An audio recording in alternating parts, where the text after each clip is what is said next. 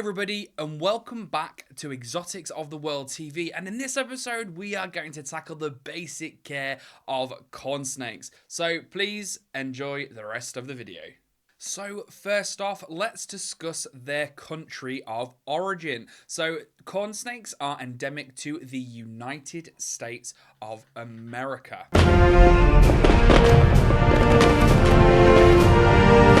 So corn snakes can be found in all sorts of different types of biomes, from like farmlanded areas to arguably tropical forest, heavily wooded areas, sides of cliff faces, literally loads of places within the states. With corn snakes inhabiting different kinds of biomes, you can kind of design your enclosure in any which way you kind of want. If you want like a tropical enclosure, you could do it. If you want like a woodland, grasslandy meadow kind of enclosure, you can do that as well. Now, when it comes to the size of the enclosure, as always, nowadays, we typically recommend as long as the snake is. So if you have a 4-foot snake, 4-foot enclosure, 5-foot snake, 5-foot enclosure, we would always recommend as well that the dimensions be by 2 foot by 2 foot. So that would be like a 4 by 2 by 2 or a 5 by 2 by 2. Anything bigger than that, if you want to go for it. The animals will utilize that space. Now, corn snakes are super active, so the more space that you can provide them, the more benefits the animal's gonna have. So how often should we be cleaning our corn snakes out? So we would always recommend to do spot cleans. So every single time that you do see a bit of feces or a bit of shed skin that you've not quite got, if the animal's like ripped it off, that kind of thing, just spot clean it, take it out, and you'll be absolutely fine. Now, if you are on top of your spot cleaning, you can go for longer periods before you start to do your deep clean. Now, what we would recommend for deep cleaning is to take all of your substrate out, replace it with fresh, take all of the ornaments and all of the decor and those type of bits, take all of those out and give them a scrub. If they're made from things like ceramics or plastics, that type of thing, then you'll be able to give them a really good scrub under the tap with some soapy water. If you've got things that are porous, so this could be like porous rocks, or you've got kind of like silk plants in there, or if you've got soft woods and branches, what we would recommend you do is just spray some like F10 or any other kind of reptile safe disinfectant and just spray it on a bit of cloth and then just give it a quick wipe over that way. If you soak these pieces of wood or fabrics, that type of thing, inside water and then you pop it straight back into your enclosure, you've got the potential there for bacterial buildup and or fungal infestations. We're going to move on to one of the more important topics now, and that is heating. So how are we going to heat it? What equipment are we going to use? What temperatures do they need to be? So in terms of temperature, corn snakes in the daytime need to experience a basking spot of around about 30 to 35 degrees. A warm end of the enclosure, so your general air temperature, needs to be around about 27 to 29. And then on the cool side of the enclosure, we'd recommend like low 20s, so 20 to 24, there or thereabouts. Now, with corn snakes being a North American species, they can deal with really cool temperature drops. But what we would say is to have them at a safe temperature of around about 18 degrees or so on a nighttime. If you want to drop it a little bit lower, if you feel confident with your ability in terms of monitoring, then you can do. Some people do cool their corn snakes right down to around about 15 degrees. However, this is not done all year round. What heat sources are we going to have inside our enclosure to keep our animals nice and warm? So the main one definitely is your basking spot bulb. So this is a light emitting heat bulb that's going to keep your animal nice and toasty. Now, if you come from a colder part of the UK or colder part of the world in general, then what we would recommend is to have a ceramic heat bulb in there, just so you can keep a nice ambient temperature. Now, ceramics do not replace basking spot bulbs, and they are a completely separate piece of equipment. Your ceramic should really be there just to help maintain general air temperatures. So, like I said, they are not a replacement for a basking spot bulb. A question we get often asked is humidity really that big of a deal for corn snakes? So yeah, it kind of is. So you're not going to want it super humid in there, or you don't have to have it super humid in super humid in there. That's completely up to you. However, what we would definitely recommend is to have at least one, or preferably multiple, moist or humid hides in there. So when your animal goes into shed, it's going to be a lot easier to get that shedded skin off. If the air is dry, when that snake goes into shed, it could potentially leave some stuck shed on it, which can be quite irritating for your snake and could potentially lead to some health problems later down the line. Now, what are we going to use to control the temperatures inside our enclosures? So we would say to use thermostats. So anything that emits any form of heat in your enclosure should always be on a thermostat. This is going to protect your animal if it gets too hot outside. The bulb's not going to like keep going and going and going. It's going to cut off. So as soon as it reaches its optimal temperature, it will turn off, or the bulb will start to dim down.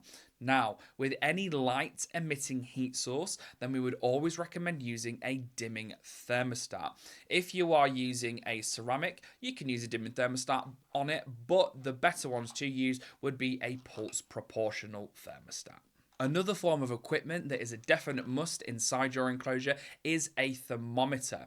Now, thermostats and thermometers are two completely different things. So your thermostats are what's going to control the temperature inside the enclosure, and your thermometers are going to tell you what temperature it is inside your enclosure. So there are quite a few different kinds of thermometers out there. The main ones that we typically see are the little dial thermometers and or the digital thermometers.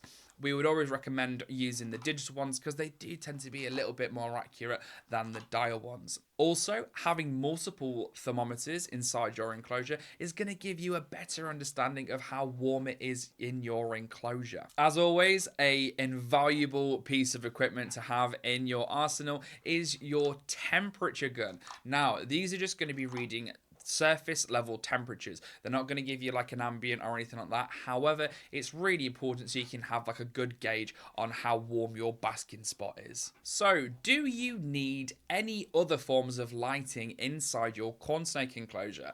And the answer to that is yes. Yes, you do. We would always recommend every reptile have access to UVB. Now, UVB is very important for reptiles. Also, as it emits light, it's going to give your animal a nice day and night cycle. So it's going to know when to sleep and it's going to know when to be awake. UVB bulbs that we would typically recommend would be bulbs like the Arcadia bulbs. It would be Reptile Systems, Zoomed, those well-known reptile brands. They are really good bulbs, and we would 100% recommend that you start using them. Another form of light that you can have inside your enclosure is in fact LED. So there are a couple of different brands that are available. So most common ones that we know in the reptile hobby would be like the Jungle Dawn by Arcadia and the New Dawn by Reptile Systems. But you can also use Sansi. So you can get those on eBay.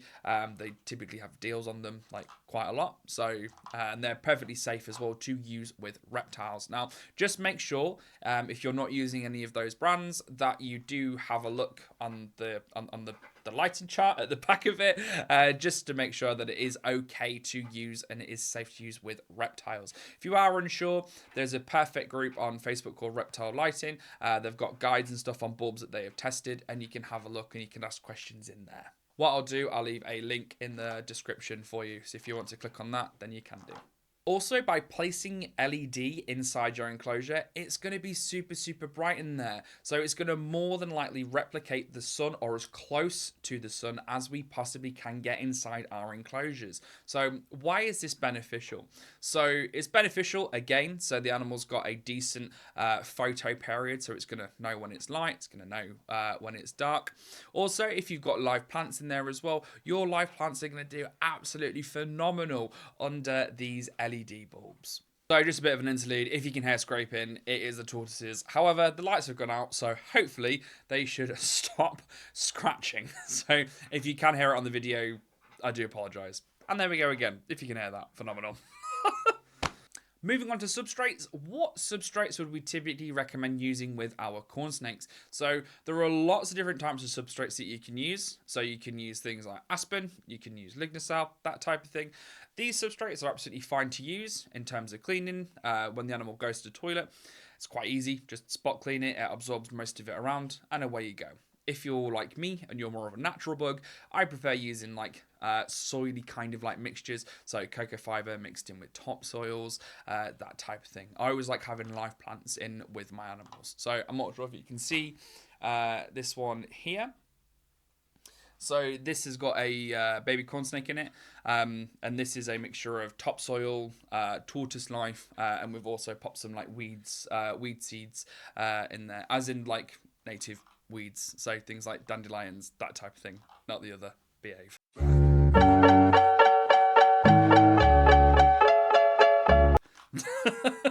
So yeah, so any of these substrates are going to be absolutely fine to use. Corn snakes do like to bury themselves, so it's quite easy for any of the substrate. They do like to do that. With the aspen and the lignocell, they do form like quite nice burrows. But I do find with the cocoa fiber and topsoil mixes, they do tend to hold those like tunnels, those tunnel type structures a lot easier. Moving on to decor now. So what decor can I place inside my enclosure? So as you probably guessed by now, said it already, I'm a bit of a natural bug, so I prefer using a lot of natural kind of decor pieces in my enclosures. So I like to use leaf litter, I like to use rocks, logs, cork barks, that kind of thing. The more natural it looks, the better personally I think it looks. We do tend to find as well that, especially when you add leaf litter in there, the snakes and stuff do kind of like interact with it in their own kind of way, which is a quite cool behavior to watch as well. I mean, by all means, you can add leaf litter into your enclosure if you've got like normal substrates and stuff, but again, completely up to you. But anyway, moving back on to the main topic of conversation, decor and other forms of decor. If you have a themed enclosure in mind, so if you want to do like a Doctor Who theme, or if you want to do a Star Wars theme, and you want to put like ornaments and stuff in there, that's absolutely fine. As long as the animal can interact with whatever is in this enclosure, as long as it can interact with it in a safe way and the animal's not going to get hurt by it, then I don't see a problem with it. Now then, food. So, I see so many times on the internet, I see when people come into the store and they talk about how often they feed their corn snakes, what type of prey items they're feeding their corn snakes. And honestly, I absolutely wince. So you don't need to feed your corn snake when it's an adult every single week. You don't need to keep up with this regime. Your snake's feed regime is going to change as it gets older. So what we would say, the larger the prey item, just increase the frequency between the times that you would feed. So if you're going from once a week when it's a baby, maybe increase it to every 10 days when you go up to the next size prey item, that type of thing. Just keep an eye on the animal's weight. Now, obesity in corn snakes is probably, and snakes in general to be quite fair, is probably one of the biggest killers, but I'll talk about that later on in the video. So what specific food items can I feed my snake? So corn snakes are really not picky. They will smash literally anything they can get their mouth around. So I fed all sorts of bits and bobs to my corn snakes. I have fed eggs, I have fed quail, I have fed chicks, I have fed hamsters, not live obviously. I have fed mice, I have fed rats, literally all sorts of bits and bobs. Corn snakes are not picky at all. If you want to stay on a monoculture diet, so just feeding like rats or mice like every other, then that's absolutely fine. If you want to kind of mix it up a little bit, then go ahead. I think personally it's more beneficial. I don't know if it is or if it isn't, but I know what I would like if I was like stuck eating the same thing all the time. I'd get pretty bored of it. And you know, these animals are fairly intelligent, so let's afford them that, I think. If you do want to like start mixing it up a little bit, potentially if you don't know where you're going, just talk to your local reptile specialist, or in fact talk to your vet. So both places should be able to put like feeding plans and feeding schedules in place and help you out. I know we do here for our customers. So if someone comes in and then wants to say, oh, well, I don't want to feed mine just rats or mice anymore. What else can I feed? Then we list all the different bits and bobs that we've got, and then we'll come up with some sort of feed plan for that snake. So how big do corn snakes get? So I'm pretty sure by this point you've potentially heard of a story of a really big corn snake, or it was like 8 foot and it was this and it was that. I'm yet to see a 8-foot corn snake. The biggest corn snake I've seen was literally just over 6 foot. However, the average that I would probably say is anywhere from about 4.5 to 5 foot when they're fully grown. So again, they do get quite big. So this is why we do need to offer them larger enclosures. So 4-foot snake, 4-foot viv, 5-foot snake, 5-foot viv. So you get the picture. I mean, don't be like too disheartened if your snake is like 4 foot and 2 inches and you're like panicking, oh my god, it's not big enough. If it's a 4x2, it will be absolutely fine. So don't worry. If it's getting to like 4.5 foot or definitely pushing 5 foot, then start thinking about upgrading to a larger enclosure. But if it's just a little bit over, I wouldn't worry about it too much. So common behaviors of corn snakes. So corns and colubrids in general are, I think, full of personality and really, really funny.